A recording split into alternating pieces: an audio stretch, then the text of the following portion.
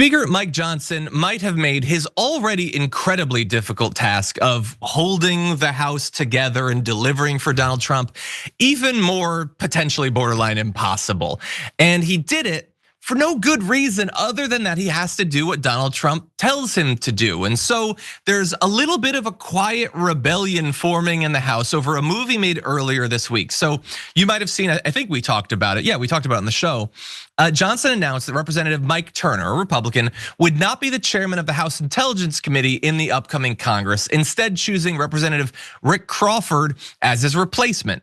Now, Speaker Johnson concluded his statement in an apparent effort to keep Turner in his corner, given that he could have just a one-seat majority in a matter of weeks because of people moving up to the White House and things like that. So he tried to imply that it's not that Turner wouldn't be good or anything, it's just that we need to mix things up. But that's probably not, based on what we're seeing, how Turner interpreted it. And so this is Fox's senior congressional correspondent, Chad Pergram, who got quotes from some representatives in that caucus. And Chad says it's hard to understate the level of anger from some House Republicans about that move. One senior House Republican said he dragged Mike along. It wasn't a fair process. Another said Johnson cost himself some political capital. And a third said Mike's never going to vote for another effing thing around here again. He's mad. And so I don't know if this helps or hurts Mike Johnson here, but it appears that the ousting was a result of Donald Trump. There were concerns from Mar-a-Lago, supposedly they said. In particular, that Mike Turner had previously criticized Donald Trump over stealing classified documents and bringing them to Mar-a-Lago. He said that that was of grave concern. And during the campaign, Turner, who it's important to know for the purpose of this, actually represents Springfield, Ohio, said that Trump's claims that Haitian immigrants were eating dogs and cats were, quote, tearing the community apart. He's also a supporter of Ukraine. And so Trump probably is angry about one or two or all of those things. And so he pressured Johnson to get him out. But now, if Mike Turner is so mad that he doesn't vote for either everything that Mike Johnson needs him to, or even a few bills, that could be the difference between something passing or not. So that's the bad news. The good news is, before you jump in, Brett, that I guess over the last few months, dogs and cats and pets stopped being eaten, because I haven't heard anything from right-wing media about that. It was the biggest crisis across the nation. I guess they stopped doing it. So that's great. I guess Donald Trump being elected really has solved all of our problems.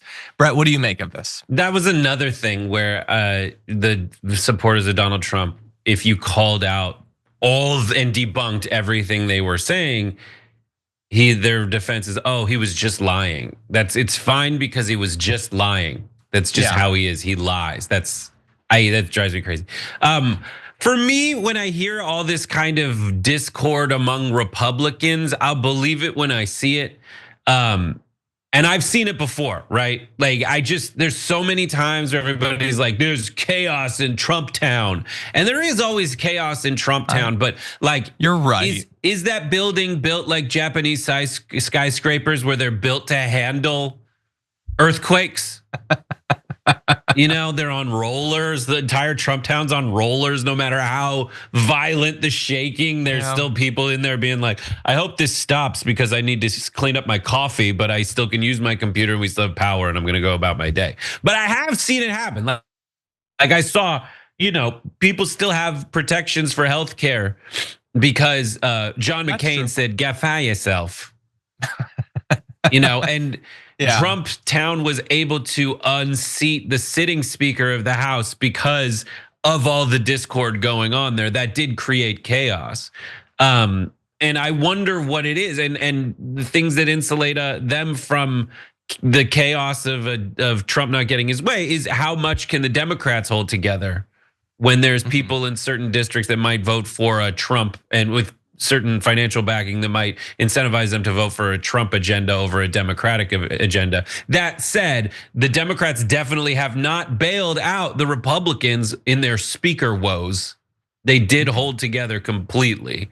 But yeah, that's it. I do love to watch it. And that's the kind of popcorn cinema that I need is watching these folks that have the weirdest arguments among themselves where it's like, I didn't get the chairmanship of the Intelligence Committee under the least intelligent administration we've seen on the planet. Yeah, as soon as you said it, I thought, am I doing it again? Is that a thing? But like, it could happen. There was a lot of chaos in the last administration, and it definitely had an effect. I don't want to be that guy, to be honest. No, I need you more than you need me. Bring me back I will bring you back to the optimism of being the schmucko who just really likes to watch them screw up. I will try to do that. That's my pledge.